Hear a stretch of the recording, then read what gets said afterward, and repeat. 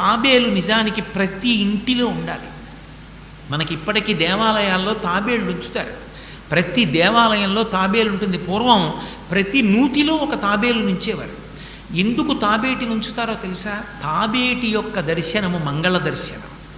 తాబేటి వంక చూస్తే మంగళం. అందుకే ఇంట్లో కనీసం తాబేలు బొమ్మ ఉంచుకుంటారు. ఉంచుకుని ఒకసారి ప్రయత్నపూర్వకంగా దాని వంక చూస్తారు. ఎందుకు తాబేలు ఇంట్లో ఉంచుకోవాలి అంటే దాంట్లో ఒక రహస్యం ఉంది. దీక్ష అని ఒక మాట. దీక్ష అన్న మాట దేనికి అన్వయం అవుతుంది అంటే యజ్ఞానికి అన్వయం అవుతుంది. యజ్ఞం చేసేటటువంటి వాడు దీక్ష స్వీకరిస్తాడు. దీక్షా స్వీకారం చేశాడు అంటే ఇంటి లోపలికి మళ్ళీ వెళ్ళరు.